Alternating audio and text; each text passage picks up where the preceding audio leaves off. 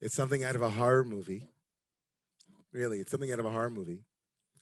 It's maybe one of the most distinguishing features of that which scares us in movies, in that genre, is the sense of our inability to vanquish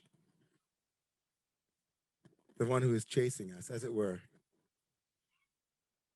I'll be back wasn't just a funny line. It was the nature of a scary movie, is the sense that you keep running and running and running, and there's an unremitting quality. It's almost like a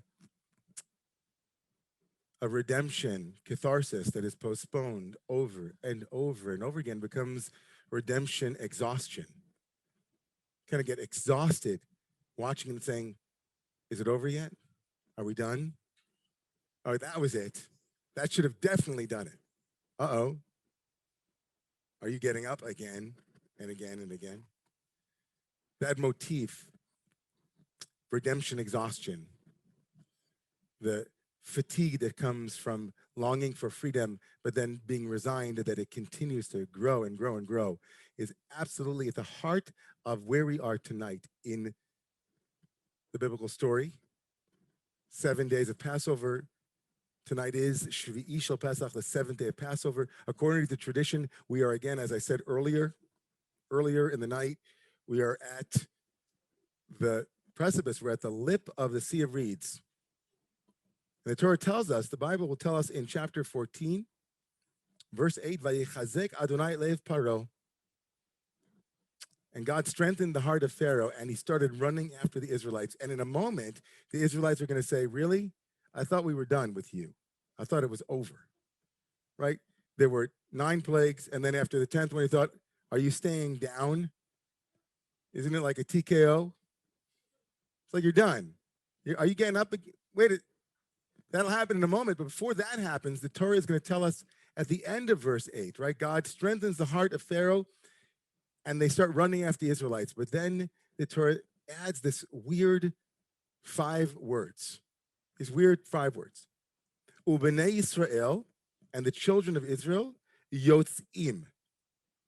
The grammatical form yotzim is not just yatzu, but the yotzim, they're in the present. They're leaving, yotzim, they're leaving b'yad RaMaH. So if we were in RaMaH, I'd say, to everybody in RaMaH, would say the words yad RaMaH. But we have a couple of people here. Say yad RaMaH. Rabbi Stein, yad RaMaH. I see. Everyone, yad RaMaH. The children of Israel were leaving with a yad, which means hand. RaMaH means lifted up, elevated. RaMaH. The word romimu. RaMaH, elevated. The camps, RaMaH, elevated. What an odd phrase. What does it mean to signify? The children of Israel are being chased by the one who continues to chase them. And the Torah decides at this moment to teach us that the children of Israel are leaving with an elevated hand. Just say they're leaving. What is Yad RaMaH? Many of the commentators say this Yad RaMaH speaks to a kind of comfort. It's meant to signify that they weren't running away because they thought that they had every right to leave, because after all, Pharaoh had said, please leave. Yad RaMaH means with absolute sense of justification. Another commentator says they're leaving, but Yad RaMaH means with an elevated hand means that their posture was elevated. They said, you know, we're leaving. We're done here. Thank you very much. We're out. Another commentator, third commentator says, actually, this is meant to signify actually a certain brazenness. As if they were kicking Mitzrayim, kicking Egypt behind and saying, you know what, we're going to leave and we're going to go slowly too. That commentator says that the reason why Pharaoh catches up to them is that they went too slowly. They were too arrogant. It's like they were leaving and they're like, you know, we're done. And then Pharaoh catches up to them. My favorite commentator on the meaning of Yad RaMaH, an elevated hand, is someone named the Meor Va'Shemesh, Kalmash Epstein, an early Hasidic commentator in the 18th century. The Meor Va'Shemesh writes, Hine tevat Yad RaMaH bilti muvan, The words Yad RaMaH, a hand that is elevated, makes no sense. Shemashma sheyatzu begeut uvekoma zekufa chas v'shalom. It sounds to me, he says, like that commentator who says that the Israelites left with arrogance, like they were chutzpah, they had like a certain strut. No, he says, that can't be the meaning. What it means is this. He quotes the 13th century Zohar, the mystical work of Spanish origin, and here are the words of the Zohar. Kadnafku Yisrael mimitzrayim ruchehon have tavir begavayu. When the children of Israel left Egypt, they were broken in spirit. And they could hear tushbechan, they could hear praise. Velo yachle lemechde. They could hear praise and they could not be besimcha, they could not find joy. They were so broken in spirit. And so what does Yad RaMaH mean? This commentator says something remarkable. They heard the sounds of the angels. It means, he says, the word RaMaH, Resh Mem He, the word RaMaH, to be elevated, is an acronym for Rinat Malachai Hashareit. He says that they heard angelic singing. To leave with an outstretched hand, he says, was that they heard the singing of angels that allowed them to feel joy, a joy that they didn't naturally feel.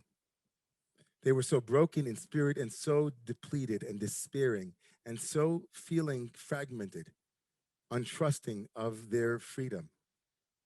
They had longed for it for so long that in the incipient beginnings of that freedom, they left B'Yad RaMaH. Doesn't mean they left arrogantly. It doesn't mean they walked slowly. They didn't feel a certain righteousness. It means that they needed a hand in the form of a song to jumpstart their spirit again.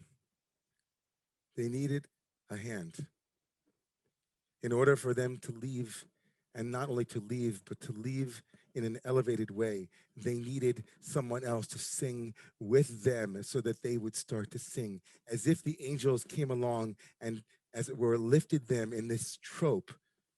The angel said, here, start singing. You're free. And they said, no, we're broken. We don't know what it is to sing. We forgot what song sounds like. We don't even know what it is to dance a hora anymore. What, you want to dance? Sure, the angel said, let me show you how to dance. It's been a year. It's been a year. Out of when will this unremitting anxiety, when will it finally stay down? But it's not there yet. We haven't arrived. So Yad RaMaH, with an elevated hand, doesn't just mean our elevated hands, but it means the hands that lift others. The hands that lift others. The hands that say to them, we're not there yet.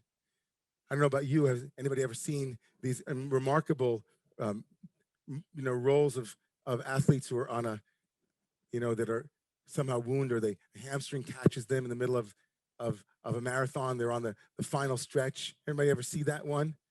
The Olympics, where this runner was running and his hamstring tore and he starts limping, and then his father